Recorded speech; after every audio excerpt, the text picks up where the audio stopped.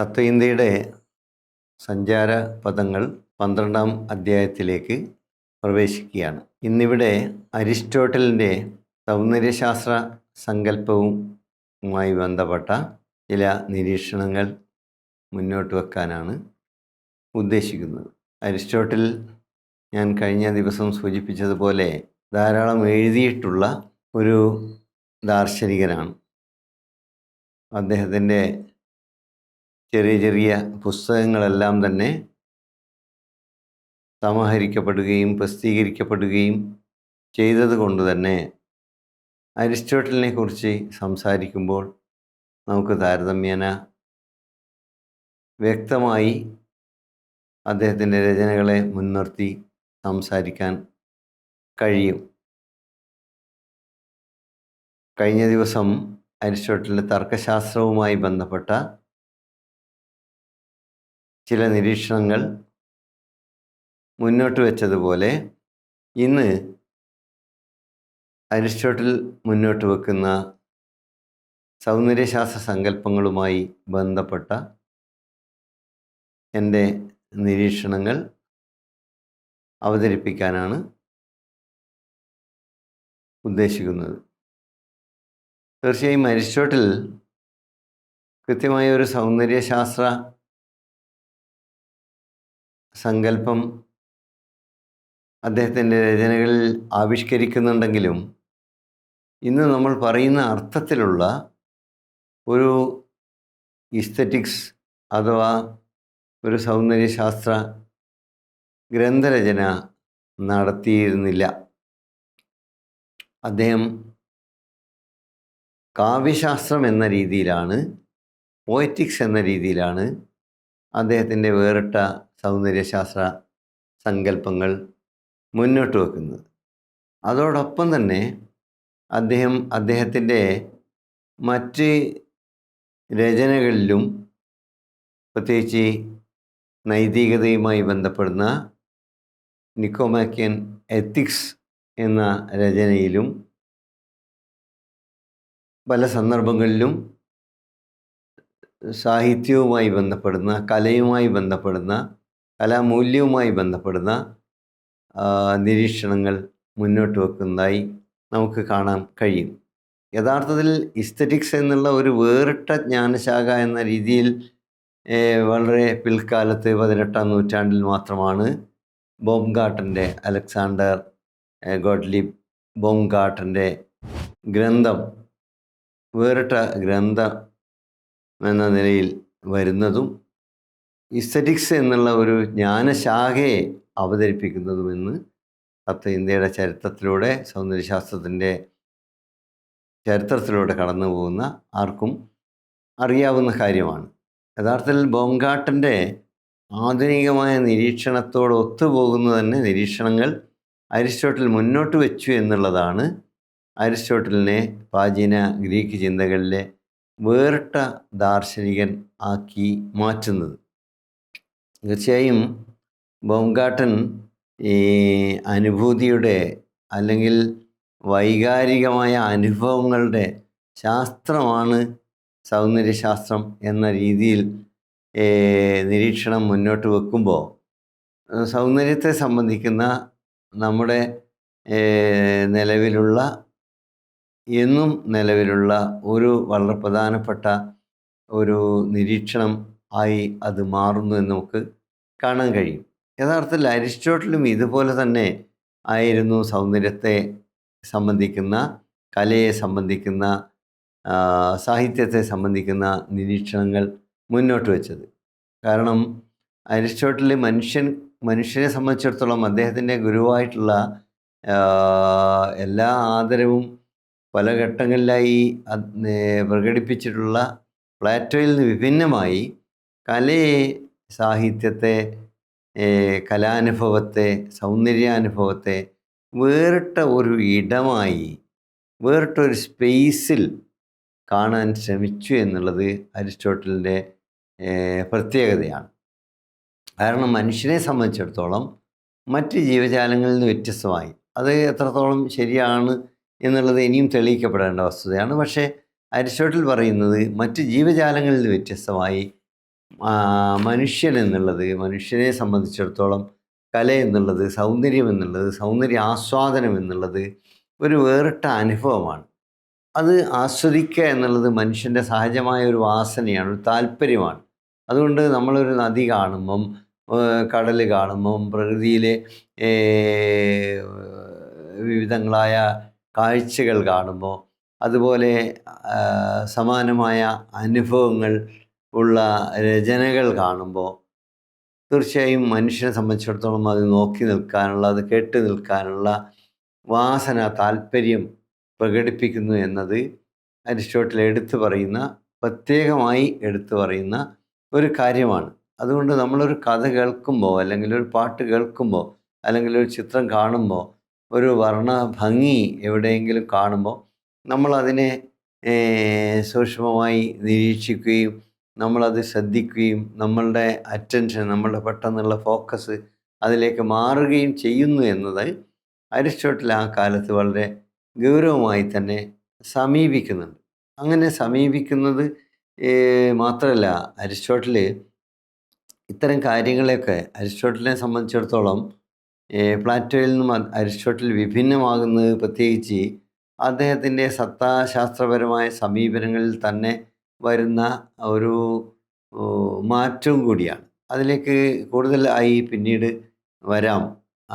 അതേസമയം നമ്മൾ തിരിച്ചറിയേണ്ട ഒരു കാര്യം, ഈ പ്രകൃതിശാസ്ത്രപരമായിട്ടുള്ള, വസ്തുതാപരമായിട്ടുള്ള, അനുഭവജ്ഞാനപരമായിട്ടുള്ള കാര്യങ്ങളെക്കുറിച്ചുള്ള താല്പര്യം അരിസ്റ്റോട്ടിൽ പ്രകടിപ്പിക്കുകയും അതിൽ കേന്ദ്രീകരിച്ച് ഒരുപാട് പ്രവർത്തനങ്ങൾ നടത്തുകയും ചെയ്തിരുന്നു എന്നത് ഞാൻ കഴിഞ്ഞ ദിവസം ആദ്യത്തെ അരിസ്റ്റോട്ടിലിനെ സംബന്ധിക്കുന്ന എൻ്റെ അവതരണത്തിൽ തന്നെ പറഞ്ഞ കാര്യമാണ്. അതുകൊണ്ട് തീർച്ചയായും ആ ഒരു സമീപനം കൈക്കൊള്ളുന്ന ഒരു വ്യക്തി എന്ന നിലയിൽ അരിസ്റ്റോട്ടിൽ പൊതുവേ ഈ സൗന്ദര്യ സംബന്ധമായിട്ടുള്ള, കലാസംബന്ധമായിട്ടുള്ള, ആവിഷ്കാര സംബന്ധമായിട്ടുള്ള, ആസ്വാദന സംബന്ധമായിട്ടുള്ള അദ്ദേഹത്തിൻ്റെ നിരീക്ഷണങ്ങളും ഒരു പരിധിവരെ വസ്തുനിഷ്ഠമാക്കാനുള്ള ശ്രമം നടത്തിയിട്ടുണ്ട്. അദ്ദേഹം മുന്നോട്ട് വച്ചിട്ടുള്ള വളരെ പ്രധാനപ്പെട്ട രണ്ട് സിദ്ധാന്തങ്ങളിൽ ഒന്ന് എന്നുള്ളത് വിരേചന സിദ്ധാന്തം എന്ന് പറയും മലയാളത്തിൽ. വിരേചനം എന്നുള്ളത് നമുക്കെല്ലാവർക്കും അറിയാവുന്നതുപോലെ നമ്മൾ ഒരു സംഘർഷാവസ്ഥയിൽ നിന്ന് നമ്മൾ മോചിപ്പിക്കപ്പെടുന്ന ഒരു അവസ്ഥയാണ്. നമ്മളെ സംഘർഷം നമ്മൾ ഇറക്കി വെക്കുന്ന, അല്ലെങ്കിൽ പുറത്തേക്ക് പുറന്തള്ളുന്ന ഒരു അവസ്ഥയാണ് ആ വിരേചനം എന്നുള്ളത്. യഥാർത്ഥത്തിൽ അത്തരത്തിൽ വിരേചനപരമായിട്ടുള്ള ഒരു സിദ്ധാന്തം ഇവിടെ അരിസ്റ്റോട്ടിൽ ആവിഷ്കരിക്കുന്നത് നമുക്ക് കാണാൻ പറ്റും. അപ്പോൾ അവിടെ അരിസ്റ്റോട്ടിൽ ഈ വിരേചന സിദ്ധാന്തം, അല്ലെങ്കിൽ കഥാർസിസ് എന്ന് പറയുന്ന വളരെ ചരിത്രപരമായി തന്നെ പ്രാധാന്യമുള്ള ഒരു സൈദ്ധാന്തിക സമീപനം അവതരിപ്പിക്കുമ്പോൾ അദ്ദേഹത്തിൻ്റെ മുമ്പിലുണ്ടായിരുന്നത്, അദ്ദേഹത്തിന് മുമ്പ് ഏതാണ്ട് 100 വർഷമൊക്കെ മുമ്പായിരിക്കും സോഫോക്ലസ് നാടകങ്ങൾ അവതരിപ്പിച്ചിട്ടുള്ളത്. സോഫോക്ലസിൻ്റെ നാടകങ്ങളുണ്ട്, അല്ലാതെ തന്നെ അവിടെ ക്ലാസിക്കലായി നമ്മളെക്കാലത്തും പറയപ്പെടുന്ന ഹോമറുടെയൊക്കെ രചനകളുമുണ്ട്. അപ്പോൾ ഈ രചനകളൊക്കെ അവിടെ നിൽക്കുകയാണ്. പ്രത്യേകിച്ച് ഈ സോഫോക്ലസിൻ്റെ നാടകങ്ങൾ, ദുരന്ത പര്യവസാനം ആയി മാറുന്ന നാടകങ്ങൾ, ട്രാജിക്കായി കലാശിക്കുന്ന നാടകങ്ങൾ അവിടെ ചർച്ച ചെയ്യപ്പെടുന്ന ഒരു കാലഘട്ടമാണ്. പ്രത്യേകിച്ച് ഗ്രീസ് എന്നുള്ളത് വളരെ ചെറിയ ഒരു ക്ലോസ്ഡ് സിറ്റി എന്ന നിലയിൽ ആ കാലത്ത് അവിടെ ഈ പറയുന്ന മധ്യവർഗമായിട്ടുള്ള, വരേണ്യവർഗമായിട്ടുള്ള മനുഷ്യർക്കിടയിൽ ഇത്തരത്തിലുള്ള വലിയ രീതിയിലുള്ള പ്രബുദ്ധത ഉണ്ടായിരുന്നു. അവരുടെ ആഹാരത്തിന് വേണ്ടിയുള്ള, ഉപജീവനത്തിന് വേണ്ടിയുള്ള, നിലനിൽപ്പിന് വേണ്ടിയുള്ള അവരുടെ ലെഷറിന്, അല്ലെങ്കിൽ അവരുടെ ഈ തരത്തിലുള്ള സ്ഥാപന കേന്ദ്രിതവും അല്ലാത്തതുമായ അസ്തിത്വവുമായി ബന്ധപ്പെട്ടിട്ടുള്ള ഉൽപ്പാദന പ്രക്രിയകളിൽ ഇടപെട്ടിരുന്ന അടിമകൾ നമ്മുടെ ജാതി വ്യവസ്ഥയിൽ ഈ കീഴാള സമൂഹങ്ങൾ, പ്രത്യേകിച്ച് ദളിത് സമൂഹങ്ങളൊക്കെ എങ്ങനെയാണോ ബഹിഷ്കൃതരായി ജീവിച്ചത്, അതുപോലെ ബഹിഷ്കൃതരായി തന്നെയാണ് അവിടെ ജീവിച്ചത്. അതേ സമയത്ത് ഈ മറ്റൊരു കമ്മ്യൂണിറ്റി, മറ്റൊരു സർക്കിള്, മറ്റൊരു വൃത്തം, വേറിട്ട ഒരു ജീവിതാവസ്ഥയിലൂടെ ഗാർഡിയൻ ക്ലാസ് എന്ന് ചരിത്രകാരന്മാർ രേഖപ്പെടുത്തിയിട്ടുള്ള ഒരു ക്ലാസ്, വളരെ സജീവമായ സംവാദം, അതിനകത്ത് ഉള്ള സംവാദങ്ങൾ നമ്മുടെ കൃതികളിലും നമ്മൾ നോക്കിക്കഴിഞ്ഞാൽ, പ്രത്യേകിച്ച് സംസ്കൃതജന്യമായ കൃതികളിലൊക്കെ തന്നെ ഒരു ക്ലോസ്ഡ്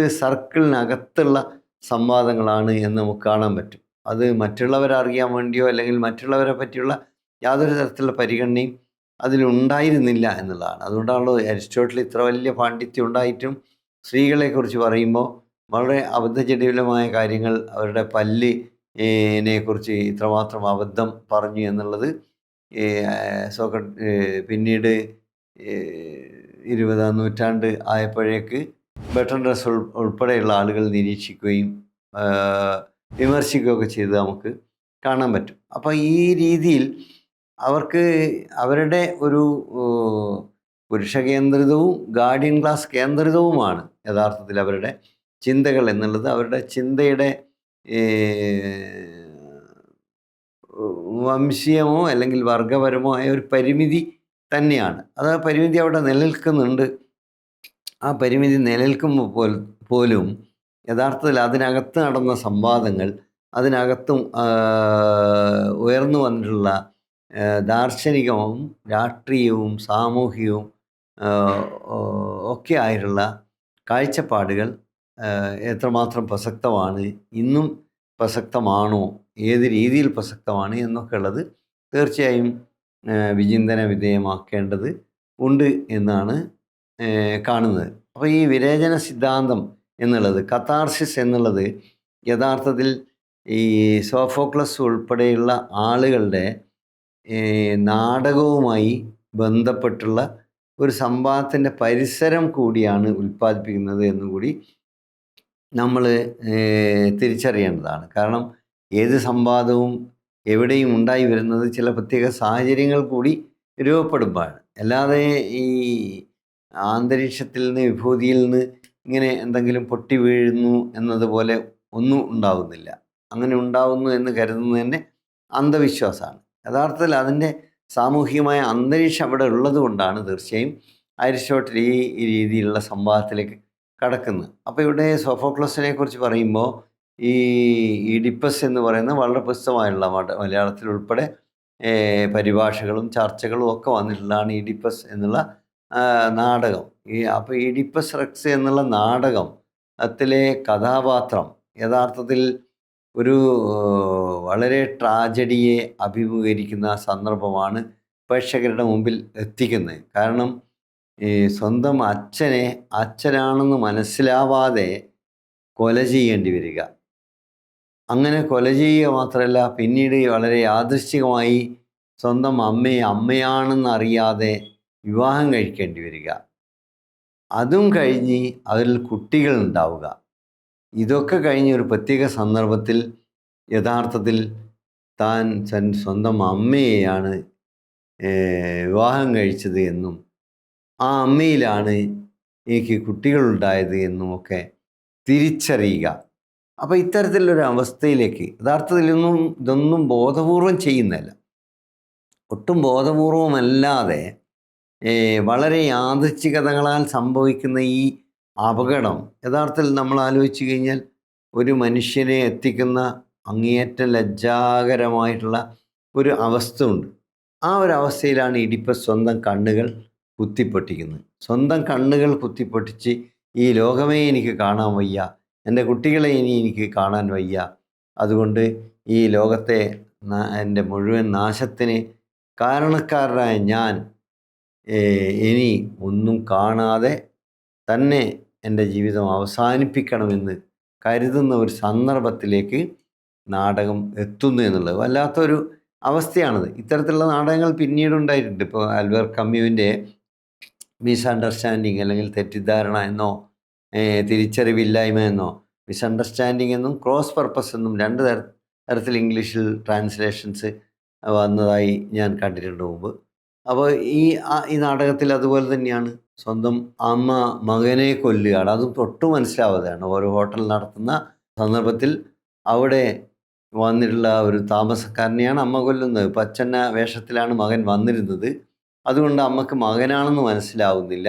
ഈ തിരിച്ചറിവുമായി ബന്ധപ്പെട്ട ഒരു വളരെ പ്രധാനപ്പെട്ട ഒരു പ്രമേയമാണ് യഥാർത്ഥത്തിൽ ഈ പൊതുവെ അസംബന്ധ നാടകങ്ങളുടെ പേരിൽ, രചനകളുടെ പേരിൽ പേര് കേട്ടിട്ടുള്ള ആളാണല്ലോ ആൽബർ കമ്മ്യൂ. പക്ഷേ നമ്മൾ എങ്ങനെയാണ് നമ്മളുടെ ഈ തിരിച്ചറിവുകൾ അല്ലെങ്കിൽ തിരിച്ചറിവ് ഇല്ലായ്മകൾ നമ്മളെ നയിക്കുന്നത് ജീവിതത്തിൽ എന്നത് കൂടി ആ നാടകം നമ്മുടെ മുമ്പിൽ വെക്കുന്നുണ്ട്. പക്ഷെ അത്തരത്തിൽ ഈ ക്രോസ് പർപ്പസ് എന്ന് പറയുന്ന നാടകത്തിൽ അമ്മ മകനെ കൊല്ലുന്നത് മകനാണെന്ന് അറിയാതെയാണ്. മകനാണെന്ന് അറിഞ്ഞെങ്കിൽ ഒരിക്കലും കൊല്ലുകയില്ല എന്ന് മാത്രമല്ല, മകൻ കൊണ്ടുവന്നിട്ടുള്ള സമ്പത്ത് അല്ലെങ്കിൽ മകൻ്റെ ഭണ്ഡാരത്തിലുണ്ടായിരുന്ന എന്തെല്ലാം ഉണ്ടോ, പൈസയാണെങ്കിൽ പൈസ, അല്ലെങ്കിൽ സ്വന്തം സഹോദരിക്ക് വേണ്ടി കല്യാണത്തിന് കൊടുക്കാനുള്ള ആഭരണം, ഇതൊക്കെ തന്നെ അവർക്ക് വേണ്ടി തന്നെയായിരുന്നു കൊണ്ടുവന്നത്. പക്ഷേ ഇതൊന്നും അറിയാതെ ഏതോ ഒരു വഴിപോക്കനാണ്, ഏതോ ഒരു യാത്രക്കാരനാണ്, ഇവർക്കാണെങ്കിൽ പൈസയുടെ അത്യാവശ്യമുണ്ട്, ഇവർക്ക് മകളുടെ കല്യാണം, ഇതൊക്കെ മുന്നിൽ നിൽക്കുമ്പോൾ ഈ ഒരു സാഹചര്യത്തിൽ അമ്മയും മകളും കൊല്ലുന്നതാണ്. അപ്പോൾ അവിടെ അത്തരം സന്ദർഭങ്ങളിൽ നമുക്ക് വലിയ രീതിയിലുള്ള വികാരം ഉണ്ടാവും. അപ്പോൾ ഇവിടെ അരിസ്റ്റോട്ടിലേക്ക് തിരിച്ചു വരികയാണെങ്കിൽ, അരിസ്റ്റോട്ടിൽ കാണുന്ന ഈ ദുരന്തപൂർണമായിട്ടുള്ള ഈ നാടക സന്ദർഭങ്ങളിൽ അല്ലെങ്കിൽ കാവ്യ അനുഭവങ്ങളിൽ നമുക്ക് വലിയ രീതിയിലുള്ള ഭയമോ സങ്കടമോ ദുഃഖമോ ഒക്കെ അനുഭവപ്പെടുമെങ്കിലും അവിടെ ഒരു തരത്തിലുള്ള വിരോചനം, ഒരു തരത്തിലുള്ള പർഗേഷൻ, ഒരു തരത്തിലുള്ള കത്താർട്ടിക്കായിട്ടുള്ള എക്സ്പീരിയൻസ് നമുക്കുണ്ടാവും. അപ്പോൾ അതിലൂടെ മനുഷ്യർക്ക് ഒരു തരത്തിലുള്ള ആശ്വാസം ലഭിക്കുകയും ചെയ്യുന്നുണ്ട് എന്ന ഒരു നിരീക്ഷണം യഥാർത്ഥത്തിൽ അങ്ങനെ ഈ കലയെ സംബന്ധിച്ചിടത്തോളം അത് ചില പ്രത്യേക സന്ദർഭങ്ങൾ അതിൻ്റെ ഒരു മാഗ്നിഫിക്കേഷൻ ആണല്ലോ അതിനെ കല എന്ന രീതിയിൽ വിജയത്തിലെത്തിക്കുന്നത്. അത് കൂടുതൽ ആളുകൾ കാണുക എന്നുള്ളത് കൊണ്ട് ശരിയോ തെറ്റോ ആണ് എന്ന അർത്ഥത്തിലല്ല ഞാൻ പറയുന്നത്. പക്ഷേ കൂടുതൽ ആളുകളിലേക്ക് അതെത്തുന്നതിന് വേണ്ട ഒരു ഘടകം എന്നുള്ളത് അതിൻ്റെ ഈ മാഗ്നിഫിക്കേഷനുള്ള അല്ലെങ്കിൽ അതിൻ്റെ ഇതിനെ യഥാർത്ഥത്തിൽ എന്താണോ അതിനേക്കാൾ പൊലിപ്പിച്ച്, അതിനേക്കാൾ വർദ്ധമാനമായ രീതിയിൽ അനുഭവിപ്പിച്ച് കാണിക്കുക എന്നുള്ളതാണ്. അത് അരിസ്റ്റോട്ടിൽ വളരെ പ്രത്യേകമായി എടുത്തു പറയുന്ന ഒരു കാര്യമാണ്. നമ്മൾ ഒരു കലാ ആവിഷ്കാരം നടത്തുമ്പോൾ, ഒരു സാഹിത്യാവിഷ്കാരം നടത്തുമ്പോൾ ആ രചനയിൽ യഥാർത്ഥത്തിൽ ജീവിതത്തിൽ പലതരത്തിലുള്ള ദുരന്തങ്ങൾ മനുഷ്യർക്ക് സംഭവിക്കുന്നുണ്ട്. പക്ഷേ ഈ ദുരന്തങ്ങളെ കൂടുതൽ ആകർഷകമായി, കൂടുതൽ പൊലിപ്പിച്ച്, കൂടുതൽ ഭീതിതമാക്കി, അല്ലെങ്കിൽ കൂടുതൽ വർണ്ണാഭമായി ആക്കി അനുഭവിപ്പിക്കാൻ കഴിയുക എന്നതാണ് കലയുടെ ഒരു പ്രത്യേകതയായി, ആവിഷ്കാരത്തിൻ്റെ ഒരു പ്രത്യേകതയായി അരിസ്റ്റോട്ടിൽ കാണുന്നത്. അപ്പോൾ അത് എത്രമാത്രം കഴിയുന്നോ അതിനനുസരിച്ചായിരിക്കും അവിടെ ഈ വിരേചന സുഖം എന്നുള്ളത്, വിരേചനപരമായിട്ടുള്ള പ്ലഷർ എന്നുള്ളത്, ആഹ്ലാദം എന്നുള്ളത്, സന്തോഷം എന്നുള്ളത്, ദുഃഖം, നമ്മൾ പുറത്ത് ദുഃഖിക്കുകയാണെങ്കിലും നമ്മൾക്ക് അകത്ത് അതിൽ മറ്റൊരു തരത്തിലുള്ള സുഖം അനുഭവിക്കുകയാണ്. ഫ്രോയിഡിൻ്റെ സ്വപ്ന വിശകലനത്തിലൊക്കെ പറയുന്ന മാതിരി തന്നെയാണ്. അവിടെ നമ്മൾ ഭയപ്പെടുകയാണ് ചെയ്യുന്നതെങ്കിലും അവിടെ ആ ഭയത്തിൻ്റെ കലാശിക്കുന്ന സ്വപ്നത്തിന് പിന്നിൽ എവിടെയോ ഒരു ആഗ്രഹ സഫലീകരണം നടക്കുന്നുണ്ട്, ഒരു വിഷ് ഫുൾഫിൽമെൻറ്റ് നടക്കുന്നുണ്ട് എന്ന് ഫ്രോയിഡ് പറയുന്ന പോലെ ഇവിടെ യഥാർത്ഥത്തിൽ ഒരു വിരേചന സുഖം ഇവിടെ അനുഭവപ്പെടുന്നുണ്ട് എന്ന രീതിയിലാണ് അരിസ്റ്റോട്ടിൽ അതിനെ കാണുന്നത്. അപ്പോൾ എന്തുകൊണ്ടാണ് ഈ പറയുന്ന ഈ ദുഃഖപര്യവസാനമായി മാറുന്ന രചനകളിൽ, കാവ്യങ്ങളിൽ, നാടകങ്ങളിൽ നമ്മൾ ആ രീതിയിൽ ഒരു ദുരന്തത്തെ കാണുന്നത് എന്നതൊരു ചോദ്യമാണ്. ഇപ്പം നമ്മളിപ്പോൾ നോക്കിക്കഴിഞ്ഞാൽ ഒരു നല്ല മനുഷ്യനെ ദുരന്തം സംഭവിക്കുമ്പോൾ നമുക്ക് കൂടുതൽ സങ്കടം ഉണ്ടാവും, കൂടുതൽ ദുഃഖം ഉണ്ടാവും. അപ്പോൾ ആ രീതിയിലേക്കാണ് ഈ രചനകൾ പലപ്പോഴും അത് സത്യവും എത്രത്തോളം സത്യമാണ്, പ്ലാറ്റോയുടെ വിമർശനം അവിടെയാണ്. അതിലേക്ക് ഈ വിമർശനവുമായി ബന്ധപ്പെട്ട് ഉള്ള കാര്യങ്ങൾ വളരെ സമഗ്രമായി തന്നെ പ്രതിപാദിക്കേണ്ടതുണ്ട് എന്നുള്ളത് കൊണ്ട് ഈ സന്ദർഭത്തിൽ ഞാൻ കൂടുതൽ വിശദാംശങ്ങളിലേക്ക് പോകുന്നില്ല. പക്ഷേ നമുക്ക് അറിയാവുന്നതുപോലെ അവിടെ നല്ല മനുഷ്യൻ എന്നുള്ള ഒരു സങ്കല്പം നമ്മുടെ മുമ്പിലേക്ക് വെക്കും. ഇപ്പോൾ ഉദാഹരണത്തിന് നമ്മളൊരു എൻ്റെ ഓർമ്മയിലുള്ള ഈ രീതിയിലുള്ള ഈ വലിയ ദുരന്തത്തിലൂടെ ഒരു നായകനെ മുന്നോട്ട് വെച്ചിട്ടുള്ള ഒരു വലിയ ഒരു പ്രത്യേക രീതിയിൽ ആ കാലത്ത് ആളുകളെ ആകർഷിച്ചിട്ടുള്ള അല്ലെങ്കിൽ ചർച്ച ചെയ്തിട്ടുള്ള ഒരു സിനിമ കിരീടം എന്നുള്ള ഒരു സിനിമയായിരുന്നു. അതിൽ മോഹൻലാൽ എന്ന് പറയുന്ന ആൾ വളരെ നല്ല ഒരു മനുഷ്യൻ ആണ്. പക്ഷേ ഈ നല്ല മനുഷ്യനായിട്ടുള്ള യഥാർത്ഥത്തിൽ നായകനാവേണ്ട മനുഷ്യൻ നായകനാവുന്നതിന് പകരം അദ്ദേഹത്തിന് ഗുണ്ടയുടെ ഒരു പരിവേഷം കൂടി ഉണ്ടായിത്തീരുന്നു എന്നുള്ളതാണ്. അദ്ദേഹം കുറ്റവാളിയായി മാറുന്നു എന്നാണ്. ഈ സിനിമ അവസാനിക്കുന്ന സന്ദർഭം എത്തുമ്പോഴേക്ക് അയാൾക്ക് പോലീസിൽ തിരഞ്ഞെടുക്കപ്പെടാൻ അർഹതയില്ലാത്ത രീതിയിൽ കുറ്റവാളിയാണ് എന്ന് മുദ്ര കുത്തപ്പെടുന്ന ഒരവസ്ഥ. യഥാർത്ഥത്തിൽ അദ്ദേഹം കുറ്റവാളിയാണോ അല്ലയോ എന്ന് ചോദിച്ചാൽ കുറ്റവാളി ആയി യഥാർത്ഥത്തിൽ മാറുന്നില്ല. മറിച്ച് അങ്ങനെ ഒരു കുറ്റവാളിയുടെയും അതേസമയം നായകൻ്റെയും പദവിയിൽ എത്തിച്ച ഒരു സന്ദർഭങ്ങൾ ആ സിനിമയിൽ ഉണ്ടാക്കുന്നതിൽ പിന്നീട് പ്രസിദ്ധമായി തീർന്ന ഒരു പ്രതിനായകൻ അല്ലെങ്കിൽ ഒരു വില്ലൻ അവിടെ ഉണ്ടായിരുന്നു. കീരിക്കാടൻ ജോസ്. എല്ലാവരും ചർച്ച ചെയ്തിട്ടുള്ള ഒരുപാട് രീതിയിൽ ആളുകൾ അതിനെ കീരിക്കാടൻ ജോസ് എന്നുള്ള ഒരു പ്രയോഗമായി മാറി എന്നുള്ളത് നമുക്കറിയാം. യഥാർത്ഥത്തിൽ അദ്ദേഹത്തിൻ്റെ പേര് പോലും മറന്നു പോകുന്ന രീതിയിൽ, മോഹൻരാജ് എന്നോ മറ്റുള്ള അദ്ദേഹത്തിൻ്റെ പേര് പോലും ആളുകൾ മറന്നു പോകുന്ന രീതിയിൽ കീരിക്കാടൻ ജോസ് എന്നുള്ളത് അത് ഈ നിർമ്മിതിയിലേക്ക് നയിച്ചൊരു സംഭവമാണ്. ഞാൻ പറഞ്ഞു വരുന്നത് അതല്ല, ഈ ട്രാജിക്കായിട്ടുള്ള സംഭവത്തെ എന്തുകൊണ്ടാണ് ഈ മനുഷ്യർ ആ രീതിയിൽ സ്വീകരിക്കുന്നത് എന്ന് കൂടി അരിസ്റ്റോട്ടിൽ ചർച്ച ചെയ്യുന്നുണ്ട്. അപ്പോൾ അത് ചർച്ച ചെയ്യുന്ന സന്ദർഭത്തിൽ അരിസ്റ്റോട്ടിൽ അവിടെ യഥാർത്ഥത്തിൽ കാണുന്നത് നമ്മൾ ഈ നന്മയെ പ്രതീക്ഷിക്കുന്ന ഒരു സ്ഥലത്ത്, ഏറ്റവും വലിയ രീതിയിലുള്ള പുരോഗതി പ്രതീക്ഷിക്കേണ്ട ഒരു സ്ഥലത്ത്, അഭിവൃദ്ധി പ്രതീക്ഷിക്കേണ്ട സ്ഥലത്ത് പെട്ടെന്ന് അത് തകർന്നു പോകുന്ന, പെട്ടെന്ന് അതിൽ തകർച്ച ഉണ്ടാകുന്ന സന്ദർഭം കൂടി സൃഷ്ടിക്കുമാണ് നമുക്ക് അതിൽ വേവത ഉണ്ടാകുന്നത്. നമുക്കതിൽ വലിയ രീതിയിലുള്ള സങ്കടങ്ങൾ വരുന്നത്, ദുഃഖങ്ങൾ വരുന്നത്.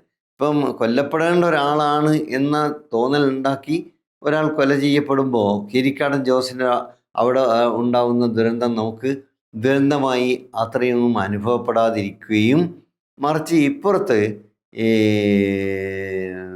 മോഹൻലാലിലൂടെ അവതരിപ്പിക്കപ്പെട്ട കഥാപാത്രത്തിന്, നായകന് സേതു എന്നോ മറ്റുമാണ് അദ്ദേഹത്തിൻ്റെ പേര് എൻ്റെ ഓർമ്മയിൽ, അയാൾക്ക് അപകടം ഉണ്ടാവുന്നത് നമുക്ക് വലിയ ദുഃഖം, സങ്കടം, വേവലാതി ഒക്കെ ഉണ്ടാക്കുന്ന രീതിയിലേക്ക് മാറ്റുകയും ചെയ്യാം. അപ്പോൾ യഥാർത്ഥത്തിൽ വളരെ കാലങ്ങൾക്ക് മുമ്പ്, 2500 കൊല്ലങ്ങൾക്ക് മുമ്പ് ഇഡിപ്പസ് എന്ന് പറയുന്ന നാടകത്തിലും സംഭവിക്കും. നമ്മൾ ആലോചിച്ചാൽ ഇഡിപ്പസ് ഒന്നും ബോധപൂർവം ചെയ്തതല്ല, പക്ഷേ ബോധപൂർവം ചെയ്യാത്ത, മാത്രമല്ല നന്മ ചെയ്യണമെന്ന് ആഗ്രഹിച്ചുകൊണ്ടേ നടക്കുമ്പോഴും എവിടെയോ എത്തിപ്പെട്ട ഒരു വിവാഹം കഴിക്കുന്നത് അത് അദ്ദേഹത്തിൻ്റെ മുൻകൈയിലല്ല, വിവാഹിതയായിട്ടുള്ള ആളുടെ ഭാഗത്തു നിന്നാണ്. പക്ഷേ അമ്മ ഈ കുട്ടിക്കാലത്തെ ഉപേക്ഷിക്കപ്പെട്ട ഈ കുട്ടിയാണ് എന്നൊരിക്കലും അറിയുന്നില്ല. അതൊരു യഥാർത്ഥത്തിൽ വളരെ ഗൗരവമായി ചർച്ച ചെയ്യപ്പെട്ട ഒരു വിഷയം കൂടി അതിൽ അന്തർഭവിച്ചിട്ടുണ്ട്.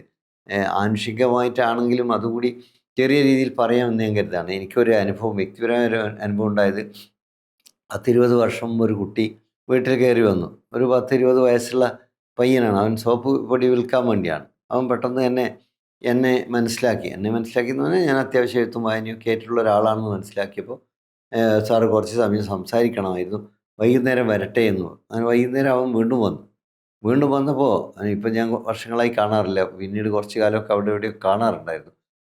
എന്നോട് പറഞ്ഞു, ഞാനിങ്ങനെ ഒരു ഉപേക്ഷിക്കപ്പെട്ട കുട്ടിയാണ്, ഞാനിങ്ങനെ വളർത്തച്ഛൻ്റെയും വളർത്തമ്മയുടെയും കൂടിയാണ്.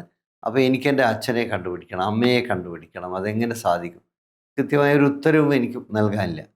അപ്പോൾ നമ്മൾ ആലോചിച്ച് നോക്കിക്കഴിഞ്ഞാൽ മനുഷ്യർക്ക് ഈ ഒരു രീതിയിൽ, പല രീതിയിൽ ഒരാൾ ഉപേക്ഷിക്കപ്പെടുമ്പോൾ ഉപേക്ഷിക്കുന്ന വ്യക്തിയെ സംബന്ധിച്ച് ഒരുപക്ഷെ വളരെ സംഘർഷഭരിതമായ ഒരു അന്തരീക്ഷത്തിലായിരിക്കും ഉപേക്ഷിക്കുന്നുണ്ടാവുക. പക്ഷേ പലപ്പോഴും അത് സാമൂഹിക നിർമ്മിതിയുടെ അകത്തുമായിരിക്കും. കാരണം നന്മയെ സംബന്ധിക്കുന്ന, തിന്മയെ സംബന്ധിക്കുന്ന, അന്തസ്സിനെ സംബന്ധിക്കുന്ന ഒക്കെ നമ്മളെ നാട്ടിൽ ഉണ്ടാക്കി വെച്ച ചില ബോധ്യങ്ങളുടെ അകത്ത് നിന്നായിരിക്കും പക്ഷേ കുട്ടികൾ ഉപേക്ഷിക്കപ്പെടുന്നത്. അല്ലെങ്കിൽ ഈ ഇഡിപ്പസ് നാടകത്തിലൊക്കെ കാണുന്നത് പോലെ ഏതെങ്കിലും ഇപ്പോൾ പ്രശ്നം വെക്കുകയൊക്കെ ചെയ്തിട്ട് പലതും പറയുമല്ലോ നമ്മുടെ നാട്ടിലൊക്കെ.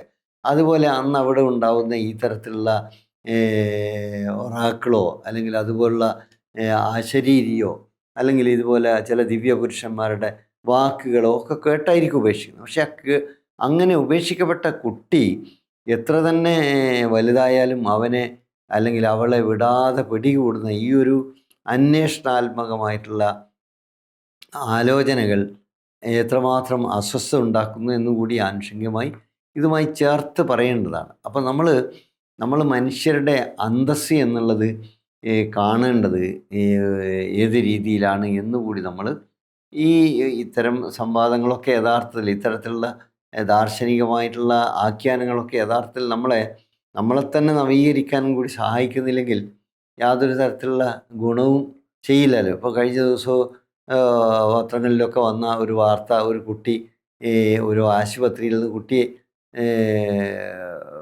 സ്വന്തം കുട്ടിയെ ഉപേക്ഷിച്ചു എന്നുള്ളതാണ്.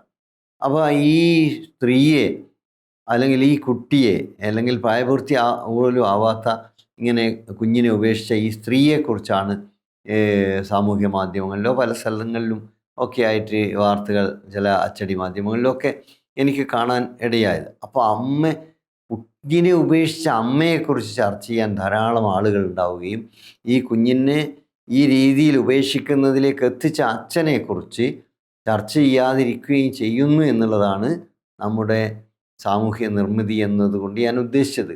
അത് നമ്മുടെ പുരുഷകേന്ദ്രിതമായിട്ടുള്ള അന്നും ഇന്നും നിലനിൽക്കുന്ന ലോകത്തിൻ്റെ ഒരു പ്രത്യേകതയാണ്. അതുകൊണ്ട് എപ്പോഴും ഉപേക്ഷിക്കപ്പെടുന്നവരും ഉപേക്ഷിക്കപ്പെടാൻ നമ്മൾ പ്രത്യക്ഷത്തിൽ കാണുന്ന കാരണക്കാരും അല്ല, അതിൻ്റെ പിന്നിൽ വലിയ കുറ്റവാളികൾ ആയി നിൽക്കുന്ന മറ്റാളുകളും സാഹചര്യങ്ങളുമൊക്കെ ഉണ്ട്. അവ ഒരിക്കലും നമ്മളുടെ പരിഗണനയിൽ പലപ്പോഴും വരുന്നില്ല എന്നുള്ളത് കൂടി നമ്മൾ തിരിച്ചറിയണം. അതുകൊണ്ട് അരിസ്റ്റോട്ടിൽ യഥാർത്ഥത്തിൽ കലയെ സംബന്ധിക്കുന്ന സാഹിത്യത്തെ സംബന്ധിക്കുന്ന പരികൽപ്പനകൾ മുന്നോട്ട് വെക്കുമ്പോൾ കല അല്ലെങ്കിൽ സാഹിത്യം അല്ലെങ്കിൽ സർഗാത്മകത അല്ലെങ്കിൽ പോയറ്റിക്സ് എന്ന അദ്ദേഹത്തിൻ്റെ കൃതി ചെറിയ കൃതിയാണ്. അത് ഈ പുസ്തകത്തിൽ ഒരധ്യായമായി പ്രത്യേകം കൊടുത്തിട്ടുണ്ട്. അദ്ദേഹത്തിൻ്റെ ഓരോ രചനയും ഇതിൽ 700ഓളം പേജുള്ള ഈ പുസ്തകത്തിൽ ഓരോ ഭാഗവും വേറിട്ട് തന്നെ നൽകിയതായി നമുക്ക് കാണാൻ പറ്റും. അതിൽ അദ്ദേഹം ഈ കാര്യങ്ങൾ ഈ രീതിയിലൊക്കെ അന്നത്തെ സാഹചര്യത്തിനകത്ത് നിന്നുകൊണ്ട് പറയുന്നുണ്ട്. അരിസ്റ്റോട്ടലിനെ സംബന്ധിച്ച് പറയുമ്പോൾ അദ്ദേഹം മുന്നോട്ട് വെക്കുന്ന മറ്റൊരു വളരെ പ്രധാനപ്പെട്ട ഒരു സിദ്ധാന്തം എന്നുള്ളത് ഈ മിമസിസ് എന്ന് പറയുന്ന അക്കാദമികമായി സാഹിത്യ പഠിതാക്കളൊക്കെ തന്നെ നിരന്തരം അവരുടെ പാഠ്യപദ്ധതിയുടെ ഭാഗമായി തന്നെ പഠിച്ചുകൊണ്ടിരിക്കുന്ന ഒരു കാര്യമാണ്. മിമസിസ് എന്നുള്ളത് അനുകരണം എന്ന് ആണ് അതിൻ്റെ ഒരു സാധാരണ രീതിയിലുള്ള മലയാളം പറയുകയാണെങ്കിൽ അനുകരണം എന്ന് തന്നെയാണ് അതിൻ്റെ അർത്ഥം.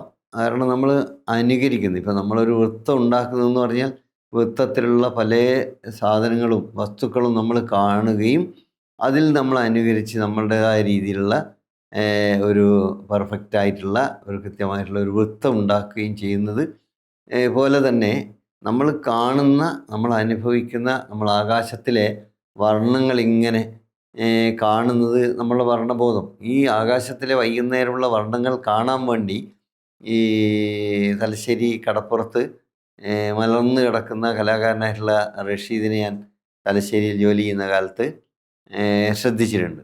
നല്ല ഒരു ആർട്ടിസ്റ്റായിരുന്നു അദ്ദേഹം. ഞാൻ സൂചിപ്പിക്കുന്നത് അതുപോലെ തന്നെ വാൻ ഗാഗിൻ്റെ ഒക്കെ നമുക്കറിയാവുന്നതാണ്. പാഠ്യ പദ്ധതികളുടെയും അതുപോലെ തന്നെ അക്കാദമിക് പഠനങ്ങളുടെയും ഒക്കെ ഭാഗമായി തന്നെ വാൻ ഗോഗൊക്കെ ഈ വർണ്ണ കാഴ്ചകൾക്ക് വേണ്ടി പാടങ്ങളിലും പൂക്കൾക്കിടയിലും ചെടികൾക്കിടയിലും ആകാശത്തിൻ്റെ നീലിമയുടെ താഴെയും ഒക്കെ ചെലവഴിച്ച സമയങ്ങളെക്കുറിച്ചുള്ള ഒട്ടനവധി രചനകളൊക്കെ നമുക്ക് ലഭ്യമാണ്.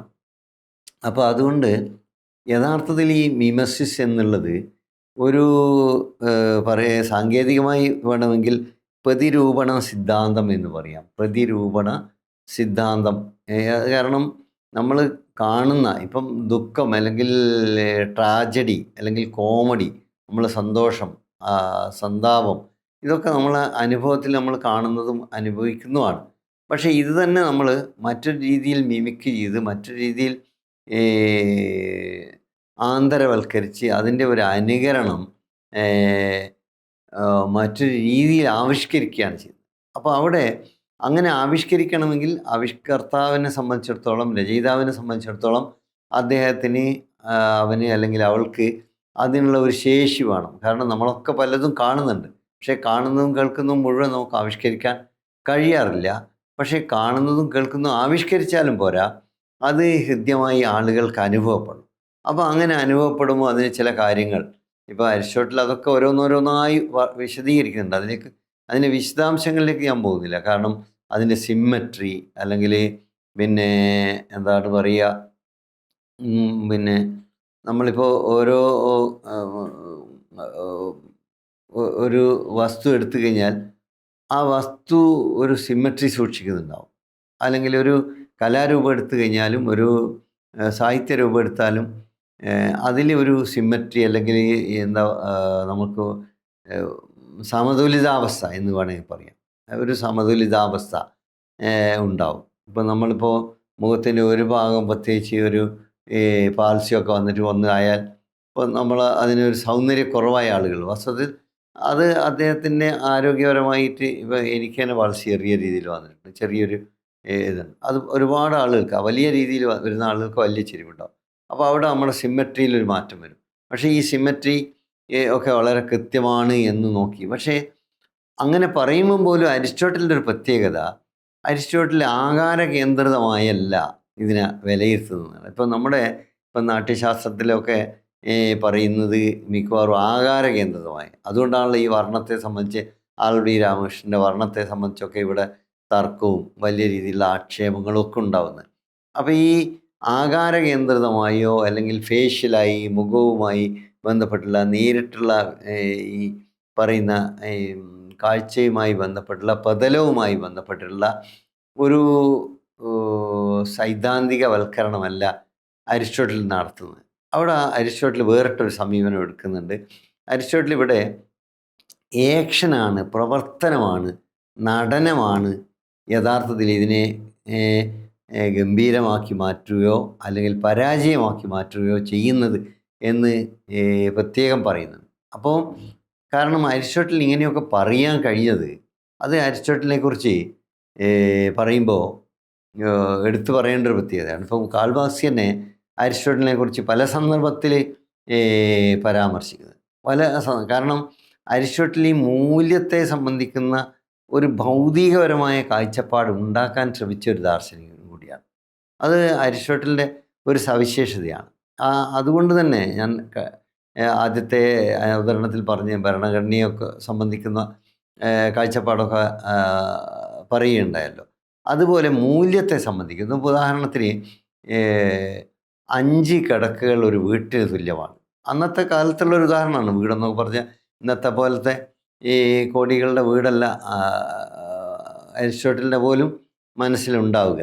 പിന്നെ കാരണം അന്നത്തെ വീടിൻ്റെയൊക്കെ നിർമ്മിതിയും സാഹചര്യമൊക്കെ വിലയിരുത്തിയായിരിക്കും. പക്ഷേ ഒരു ഉദാഹരണം എന്ന നിലയിൽ അദ്ദേഹം 5 കിടക്കകളാണ് അല്ലെങ്കിൽ 5 കട്ടിലുകൾ സമം ഒരു വീട് എന്ന് പറയുന്നത് പല സന്ദർഭങ്ങളും മാർക്സ് പല രീതിയിൽ ഉദ്ധരിക്കുന്നുണ്ട്. പക്ഷേ ഈ ഒരു സന്ദർഭത്തിൽ ഞാൻ മൂല്യവുമായി ബന്ധപ്പെട്ട് നമ്മളുടെ പണവിനിമയത്തിൻ്റെ മണ്ഡലത്തിലുള്ള മൂല്യം മാത്രമല്ല, ഇതര മണ്ഡലങ്ങളിലും മൂല്യങ്ങളുമായി ബന്ധപ്പെട്ട് അതിനെ എങ്ങനെ ഈ അബ്സ്ട്രാക്റ്റ് ആയിട്ടുള്ള അല്ലെങ്കിൽ അമൂർത്തമായ മൂല്യങ്ങളായി മാറ്റുന്നത് എന്തിൻ്റെ അടിസ്ഥാനത്തിലാണ്, അതിൻ്റെ യുക്തി എന്താണ്, അതിൻ്റെ ഗണിതശാസ്ത്രപരമായിട്ടുള്ള യുക്തി എന്താണ് എന്ന് സൂചിപ്പിക്കാൻ വേണ്ടിയാണ് മാർക്സ് ഉദ്ധരിക്കുന്നതെങ്കിലും അത് യഥാർത്ഥത്തിൽ സൗന്ദര്യശാസ്ത്ര സങ്കല്പവുമായി ചേർത്ത് നമുക്ക് വായിക്കാൻ കഴിയും എന്നാണ് എനിക്ക് തോന്നിയിട്ടുള്ളത്. കാരണം 5 കിടക്കക്ക് ഇപ്പം 10 ലക്ഷം ഉറുപ്പ്യാണെന്ന് വിചാരിക്കുക. 10 ലക്ഷം ഉറുപ്പ്യൻ്റെയൊക്കെ കിടക്കകളുണ്ടല്ലോ. നമ്മൾ അത്ഭുതപ്പെട്ടു പോകുന്ന രീതിയിലാണ് ഈ കമ്പോള കേന്ദ്രിതമായിട്ടുള്ള പുതിയ ഒരു കാലം വരുന്നതുകൊണ്ട് അതൊന്നും നമുക്ക് സങ്കല്പിക്കാൻ വലിയ ബുദ്ധിമുട്ട് ആവശ്യമില്ല. അപ്പം കാരണം നമ്മളിപ്പോൾ ഒരു ഷോപ്പിൽ പോയി കഴിഞ്ഞാൽ പിന്നെ 5 ലക്ഷം 6 ലക്ഷത്തിനൊക്കെ ഉള്ള ക്ലോസറ്റൊക്കെ കാണാം. അപ്പോൾ ഞാൻ ഇതൊക്കെ ആരും വാങ്ങുമെന്ന് ചോദിച്ചപ്പോൾ ആ കടക്കാരൻ പറയാണ് ഒരു വലിയ നടൻ്റെ പേര് പറഞ്ഞിട്ട്, കേരളത്തിലെ വളരെ പ്രധാനപ്പെട്ട ഒരു നടൻ്റെ പേര് പറഞ്ഞിട്ട് അദ്ദേഹം ഒക്കെ വാങ്ങിയിട്ടുണ്ട് ഇവിടുന്ന് എന്ന് പറയുന്നുണ്ട്. അപ്പം നമ്മൾ ഞാൻ പണം അല്ലെങ്കിൽ മൂല്യം എന്ന് പറയുമ്പോൾ ഓരോ കാലത്തും കാലത്തിനനുസരിച്ചും സമൃദ്ധിക്കനുസരിച്ചും കാഴ്ചപ്പാടിനനുസരിച്ചും ഒക്കെ ഇതിൽ വരുന്ന മാറ്റം കൂടി യാദൃശ്ചികമായി സൂചിപ്പിച്ചു എന്ന് മാത്രം. അതുകൊണ്ട് യഥാർത്ഥത്തിൽ 5 കിടക്ക സമം ഒരു വീട് എന്ന് പറയുമ്പോൾ നമുക്കിപ്പോൾ ഒരു നീരസം വേണമെങ്കിൽ തോന്നാം. പക്ഷേ ഇവിടെ യഥാർത്ഥത്തിൽ 5 കിടക്കക്ക് ഇത്ര ഉറുപ്പികയാണെങ്കിൽ അതേ വിലയാണ് ആ വിൽക്കാൻ വെച്ച വീട്ടിനെങ്കിൽ നിങ്ങൾ ഈ 5 കിടക്ക കൊടുത്ത് ആ വീട് നിങ്ങൾക്ക് കിട്ടുമെന്നാണ് അരിസ്റ്റോട്ടിൽ പറയുന്നത്. അരിസ്റ്റോട്ടിൽ വളരെ കൃത്യമായി തന്നെ അതിൻ്റെ ഒരു വിലയൊക്കെ അന്നത്തെ ഗ്രീക്ക് ലുള്ള നടപ്പിലുണ്ടായിരുന്ന നാണയത്തിൻ്റെ ഭാഷയിൽ തന്നെ പറയുന്നുണ്ട്. ഈ പുസ്തകത്തിൽ പിന്നെ ഇത് യഥാർത്ഥത്തിൽ ഈ പുസ്തകം മോഡേൺ ലൈബ്രറിയുടെ പ്രസിദ്ധീകരണമാണ്. അരിസ്റ്റോട്ടലിൻ്റെ മിക്കവാറും പ്രധാനപ്പെട്ട എല്ലാ കൃതികളും ഇതിൽ പരിഭാഷ, ഇംഗ്ലീഷ് പരിഭാഷ കൊടുത്തിട്ടുണ്ട്. ഇതിൽ തന്നെ 410 പേജിൽ ഈ ഭാഗം കാണാൻ പറ്റും. ഈ ഭാഗമാണ് യഥാർത്ഥത്തിൽ മാർക്സ് മൂലധനത്തിൻ്റെ 1-ാം വാള്യത്തിൽ പരാമർശിക്കുന്നത്. അപ്പോൾ അവിടെ മൂല്യത്തെ സംബന്ധിച്ച് പറയുമ്പോൾ പണം ഉണ്ടാകുന്നതിന് മുമ്പ് എങ്ങനെയാണ് വിനിമയം നടത്തിയത് എന്ന് കൂടി പറയുകയാണ് അരിസ്റ്റോട്ടിൽ. പണം ഉണ്ടാകുന്നതിന് മുമ്പ് നമ്മൾ ഇടപാടുകൾ നടത്തിയത് നമ്മളുടെ അടുത്തുള്ള 2 കൊട്ട മാങ്ങ കൊടുത്ത് പകരം ഒരു കൊട്ട അല്ലെങ്കിൽ ഒരു ബക്കറ്റ് അരി വാങ്ങിയതുപോലെ മറ്റൊരു ഉദാഹരണം 5 കിടക്ക സമം ഒരു വീട് എന്ന രീതിയിൽ അരിസ്റ്റോട്ടിൽ അവതരിപ്പിക്കുകയാണ്. അപ്പം മൂല്യങ്ങൾ എന്നുള്ളത് യഥാർത്ഥത്തിൽ എങ്ങനെ നിർമ്മിക്കപ്പെടുന്നു എന്നതിനെക്കുറിച്ചുള്ള ഒരു സാമാന്യമായ ധാരണ ഉണ്ടാക്കാനുള്ള ശ്രമം അരിസ്റ്റോട്ടിൽ നമുക്ക് കാണാൻ പറ്റും. അവിടെ ഈ പറയുന്ന അനുകരണം എന്നുള്ളത് ഈ ആക്ഷനാണ് എന്ന് പറഞ്ഞില്ല. ആക്ഷൻ എന്നുള്ളത് വളരെ പ്രധാനപ്പെട്ട ഒരു കാര്യം തന്നെയാണ്. കാരണം മനുഷ്യൻ്റെ ആർട്ടിനെക്കുറിച്ച്, ആർട്ട് അല്ലെങ്കിൽ പോയട്രി എന്നുള്ളത് മനുഷ്യർക്ക് ഒരു സഹജമായ ഭാവമായി അരിസ്റ്റോട്ടിൽ കാണുന്നുണ്ട് എന്നുള്ളത് ഞാൻ സൂചിപ്പിക്കുകയുണ്ടായി. അതുകൊണ്ട് കലയുമായി സാഹിത്യവുമായി ബന്ധപ്പെട്ടിട്ടുള്ള ആവിഷ്കാരത്തിന് എന്നതുപോലെ തന്നെ ആസ്വാദനത്തിനുള്ള ഒരു താല്പര്യം മനുഷ്യരിൽ അന്തർഭവിച്ചിട്ടുണ്ട് അല്ലെങ്കിൽ അന്തർലീനമാണ്. അപ്പോൾ ഇത് പറയുന്ന അരിസ്റ്റോട്ടിൽ തന്നെ ഒരു സന്ദർഭത്തിൽ human labour is N intellectual activity എന്നുകൂടി പറയുന്നുണ്ട്. അതൊരു ഇൻ്റലക്ച്വൽ ആക്ടിവിറ്റി ആണ് എന്ന് അദ്ദേഹം കാണുന്നുണ്ട്. അപ്പം അതിനെക്കുറിച്ച് മാർക്സ് മൂലധനത്തിൽ ഉദ്ധരിക്കുന്ന ഭാഗവും അതുകൊണ്ട് ഇവിടെ പ്രസക്തമെന്ന് ഞാൻ കരുതാണ്.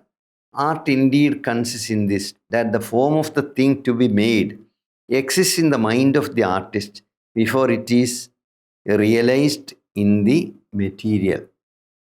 ഈ ഭാഗം മാർക്സ് ഉദ്ധരിക്കുന്നത് മനുഷ്യൻ എന്ന് പറയുന്ന ഹ്യൂമൻ സ്പീസീസ് എന്നുള്ളത്, സ്പീസീസ് എന്ന ഒരു സങ്കല്പം അരിസ്റ്റോട്ടിൽ വളരെ പ്രധാനമായി വരുന്ന ഒരു സന്ദർഭമാണ്. അപ്പോൾ ഈ സ്പീസീസ് എന്നുള്ളത്, മനുഷ്യൻ എന്ന വേറിട്ട വ്യക്തി എന്നുള്ളത്, വേറിട്ട ജൈവിക സ്വത്വം എന്നുള്ളത്, മനുഷ്യൻ എന്ന ഐഡൻറ്റിറ്റി എന്നുള്ളത് യഥാർത്ഥത്തിൽ എങ്ങനെ മറ്റ് ജീവജാലങ്ങളിൽ നിന്ന്, മറ്റു ജന്തുലോകത്തിൽ നിന്ന് വ്യത്യസ്തമാകുന്നു എന്നുള്ളത് സൂചിപ്പിക്കാനും അതോടൊപ്പം കലയെ സംബന്ധിക്കുന്ന, നമ്മുടെ ഉൽപ്പാദനത്തെ സംബന്ധിക്കുന്ന, നമ്മുടെ നിർമ്മാണത്തെ സംബന്ധിക്കുന്ന ഒരു പ്രത്യേകമായ ശേഷിയെ പ്രകാശിപ്പിക്കുന്നതിനും കൂടി ആണ് എന്ന് കൂടി നമ്മൾ തിരിച്ചറിയേണ്ടത്. അതുകൊണ്ട് ഇവിടെ യഥാർത്ഥത്തിൽ മാർക്സ് ഇവിടെ ഉദ്ധരിക്കുന്ന മൂലധനത്തിൽ പരാമർശിക്കുന്ന, ഞാനിവിടെ ഉദ്ധരിച്ചിട്ടുള്ള ഭാഗത്ത് പറയുന്നത് പോലെ നമ്മൾ നിർമ്മിക്കുന്നതിന് മുമ്പ് തന്നെ നമ്മുടെ മനസ്സിൽ, ഇപ്പോൾ എങ്ങനെയാണ് ഈ ഒരു കഥാപാത്രത്തെ സൃഷ്ടിക്കുക എന്നുള്ളത് ഏതാണ്ട് ഒരു സങ്കല്പം ഈ എഴുത്തുകാരനെ സംബന്ധിച്ചിടത്തോളം അല്ലെങ്കിൽ എഴുത്തുകാരിയെ സംബന്ധിച്ചിടത്തോളം അദ്ദേഹത്തിൻ്റെ മനസ്സിൽ രൂപപ്പെടുന്നുണ്ട്. അങ്ങനെ മനസ്സിൽ രൂപപ്പെടുന്നത് അദ്ദേഹത്തിൻ്റെ അനുഭവങ്ങളിൽ നിന്നൊക്കെ തന്നെയായിരിക്കും. അതോ ഇപ്പോൾ അദ്ദേഹത്തിന് ഉള്ള ജൈവികമായ ജനിതകമായ അദ്ദേഹത്തിൻ്റെ വാസനയും കഴിവും ഒക്കെ അതിൽ അതും അരിസ്റ്റോട്ടിൽ പ്രത്യേകിച്ച് പറയുന്ന ഒരു കാര്യമാണ് നേച്ചർ ആൻഡ് നർച്ചർ എന്നുള്ളത്. അതായത് പ്രകൃതിദത്തമായി തന്നെ നമ്മളിലുള്ള കാര്യങ്ങൾ, അതേസമയം നർച്ചർ കൊണ്ട് അല്ലെങ്കിൽ ട്രെയിനിങ് കൊണ്ട് പരിശീലനം കൊണ്ട് അനുഭവങ്ങൾ കൊണ്ട് ഒക്കെ നമ്മൾ ഉണ്ടായിത്തീരുന്ന മാറ്റം. ഇപ്പോൾ പ്ലാറ്റോയുടെ അക്കാഡമിയിൽ 18 വർഷമോ 20 വർഷമോ പഠിച്ചു എന്നുള്ളത് അവിടെ ഇത്രയും കാലം വളരെ ഗൗരവമായ സംവാദങ്ങളിൽ ഏർപ്പെട്ടുകൊണ്ട് ജീവിച്ചു എന്നുള്ളത് അരിസ്റ്റോട്ടിൽ ഉണ്ടാക്കിയിട്ടുള്ള മാറ്റം, അത് അദ്ദേഹത്തിന് കൃത്യമായി അറിയുന്നത് കൊണ്ട് തന്നെ നർച്ചർ എന്നുള്ളത് അല്ലെങ്കിൽ ട്രെയിനിങ് എന്നുള്ളതിൻ്റെ പ്രത്യേകത കൂടി അരിസ്റ്റോട്ടിൽ ആവർത്തിച്ച് പറയുന്നുണ്ട്. അപ്പം നമ്മളിപ്പം അതുകൊണ്ടാണല്ലോ കലയെ സംബന്ധിച്ച് കല അങ്ങനെ പഠിക്കാൻ പറ്റുമോ എന്നൊക്കെ ചോദിക്കുന്ന ആളുകളുണ്ട്. കല പഠിക്കാൻ പറ്റും എന്നുള്ളത് കൊണ്ടാണല്ലോ നമുക്ക് ഒരുപാട് കലാലയങ്ങൾ ഉണ്ടാവുന്നത്, കല മാത്രം ചിത്രകല മാത്രം പഠിപ്പിക്കുന്ന സ്ഥാപനങ്ങൾ ഉണ്ടാവുന്നത്, സിനിമ പഠിപ്പിക്കുന്ന സ്ഥാപനങ്ങൾ ഉണ്ടാവുന്നത്. അങ്ങനെ അതേസമയത്ത് ആ രംഗത്ത് താല്പര്യമുള്ള ഒരാൾക്ക് മാത്രമേ അത് പറ്റുള്ളൂ. ഏത് കാര്യവും അങ്ങനെ തന്നെയാണോ? ഏത് കാര്യവും അതിന് പിന്നെ കഴിവുള്ള ഒരാൾക്ക് ഇപ്പോൾ നമ്മൾ ഒരാളെ മിലിറ്ററിയിൽ എടുക്കുമ്പോൾ അയാൾക്ക് 32 ഇഞ്ച് നെഞ്ചളവുണ്ടോ, അല്ലെങ്കിൽ 55 കിലോഗ്രാം തൂക്കമുണ്ടോ എന്നൊക്കെ നോക്കുന്നത്. കാരണം അവിടെയുള്ള ജോലി എന്നുള്ളത് കായികമായി ചെയ്യേണ്ട ജോലിയാണ്. അതിനുള്ളൊരു ശേഷി കൂടി അദ്ദേഹത്തിനുണ്ടോ എന്നാണ്. കാരണം അവിടെ തല്ലാനും കൊല്ലാനും വെടിവെക്കാനും ഒക്കെയാണല്ലോ പോകുന്നത്. അപ്പോൾ ഈ മിസൈൽ വിടാനും ഒക്കെ പോകുന്ന ഒരാൾക്ക് അതിന് വേണ്ട ശേഷി ആ രീതിയിലുണ്ടോ? അത് ഏത് കാര്യത്തിനായാലും അതിനുള്ള പ്രാപ്തി അല്ലെങ്കിൽ അതിനുള്ള ശേഷി വ്യക്തിയെ സംബന്ധിച്ചിടത്തോളം വളരെ പ്രധാനം തന്നെയാണ്. അപ്പോൾ അതുകൊണ്ട് ഇവിടെ അങ്ങനെയല്ലാത്തതാണ് നമ്മുടെ തൊഴിൽ മണ്ഡലത്തിലുള്ള വലിയൊരു പ്രതിസന്ധി. നമ്മുടെ അന്യവൽക്കരണം എന്നൊക്കെ പറയുന്നതിൽ വലിയൊരു പങ്ക് വഹിക്കുന്നത് നമ്മൾ പലപ്പോഴും നമ്മുടെ താല്പര്യത്തിനനുസരിച്ചല്ല വളർത്തപ്പെടുന്നത്, പരിശീലിപ്പിക്കപ്പെടുന്നത്, തൊഴിലെത്തിപ്പെടുന്നത്, കിട്ടുന്നതിൽ നമ്മൾ സമാധാനിക്കുകയാണ് മിക്കവാറും ചെയ്യുന്നത്. അപ്പോൾ ഈ കിട്ടുന്നതിൽ സമാധാനിക്കുന്ന അല്ലെങ്കിൽ സംതൃപ്തി കണ്ടെത്തിയാൽ അത്രയും നല്ലത്. പക്ഷെ അങ്ങനെയല്ലേ നിർവാഹമുള്ളൂ. പക്ഷെ എങ്കിൽ പോലും അത് നമ്മളുടെ ഒരു ആവിഷ്കാരമായി മാറില്ല. യഥാർത്ഥത്തിൽ ആ രീതിയിലുള്ള ഒരു ആവിഷ്കാരമായി മാറണമെങ്കിൽ തീർച്ചയായും അതിന് ഈ പറയുന്ന നമുക്കിത് കൺസീവ് ചെയ്യാനുള്ള, മാനസികമായി കൺസീവ് ചെയ്യാനുള്ള ശേഷി കൂടി വേണം. അപ്പോൾ അതുകൊണ്ട് യഥാർത്ഥത്തിൽ മനുഷ്യൻ എന്നുള്ളത് തേനീച്ചയിൽ നിന്നും തേനീച്ച കൂടുണ്ടാക്കുന്നു എന്നുള്ളത് നല്ല മനോഹരമായ കൂടുണ്ടാക്കുന്നു. മാർക്സിൻ്റെ മൂലധനത്തിൽ പറയുന്ന ഒരു കാര്യം കൂടിയാണത്.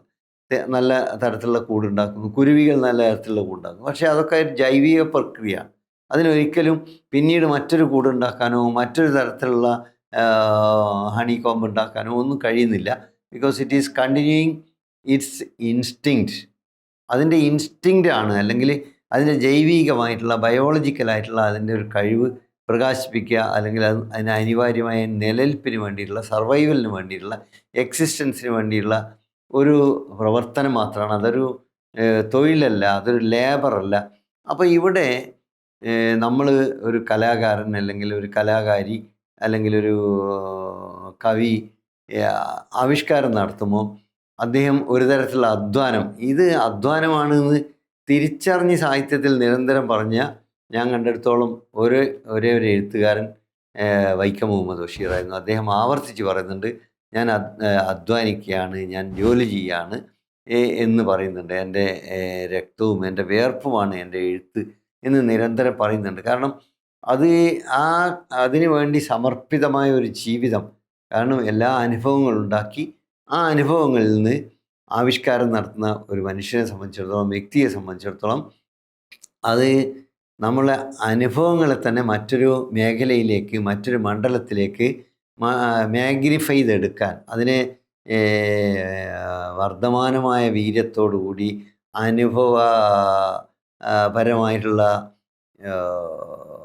നേട്ടത്തോടുകൂടി അതിൻ്റെ ഗുണാത്മക വശത്തെ പരമാവധി ആ രീതിയിലേക്ക് കൊണ്ടുവരാനുള്ള കഴിവ് യഥാർത്ഥത്തിൽ ഉണ്ടോ ഇല്ലയോ എന്നതുകൂടിയാണ് ഒരു കലാകാരനെയും അദ്ദേഹത്തിൻ്റെ അല്ലെങ്കിൽ കലാകാരിയെയും അല്ലെങ്കിൽ അവരുടെ രചനകളെയും നമ്മൾ കാഴ്ചക്കാരെ സംബന്ധിച്ചിടത്തോളം അല്ലെങ്കിൽ കേൾവിക്കാരെ സംബന്ധിച്ചിടത്തോളം ആസ്വാദകരെ സംബന്ധിച്ചിടത്തോളം അത് ഹൃദ്യമാക്കി തീർക്കുന്നത്. അപ്പോൾ അതുകൊണ്ട് കലയെ സംബന്ധിക്കുന്ന വളരെ പ്രധാനപ്പെട്ട 2 സിദ്ധാന്തങ്ങൾ, ഒന്ന് കഥാർസിസ് എന്ന് പറയുന്ന സിദ്ധാന്തവും മറ്റൊന്ന് ഇമിറ്റേഷനുമായി ബന്ധപ്പെടുന്ന മിമെസിസ് എന്ന് പറയുന്ന സിദ്ധാന്തവും മുന്നോട്ട് വെക്കുന്നതിലൂടെ എക്കാലത്തെയും പ്രധാനപ്പെട്ട 2 കാര്യങ്ങൾ കലയുമായി ബന്ധപ്പെട്ട സംവാദത്തിൽ എന്നും ഉയർന്നു വരുന്ന അല്ലെങ്കിൽ ഒരു കാലത്തും എളുപ്പത്തിൽ ഉപേക്ഷിക്കപ്പെടാൻ പറ്റാത്ത 2 ധാരണകൾ, ഇതിൻ്റെയൊക്കെ വളർച്ചയും വികാസവും പിൽക്കാലത്ത് എങ്ങനെ ഉണ്ടാവുന്നു എന്നുള്ളത് തീർച്ചയായും നമുക്ക് ഇനിയും തുടർന്നുള്ള അവതരണങ്ങളിൽ പരിശോധിക്കാൻ കഴിയുമെന്നാണ് പ്രതീക്ഷിക്കുന്നത്. തീർച്ചയായും അരിസ്റ്റോട്ടലിൻ്റെ മെറ്റാഫിസിക്സുമായി ബന്ധപ്പെടുന്ന, അതിഭൗതികവുമായി ബന്ധപ്പെടുന്ന, ഉണ്മയുമായി ബന്ധപ്പെടുന്ന, ചലനവുമായി ബന്ധപ്പെടുന്ന അങ്ങനെ ഒട്ടനവധി കാര്യങ്ങൾ കൂടി പ്രതിപാദിക്കാനുണ്ട്. തീർച്ചയായും അടുത്ത ഒരു അധ്യായം അടുത്ത ഇതേ ദിവസം കാണാമെന്ന പ്രതീക്ഷയിൽ, ആഗ്രഹചിന്തയിൽ ഇത് അവസാനിപ്പിക്കുകയാണ്.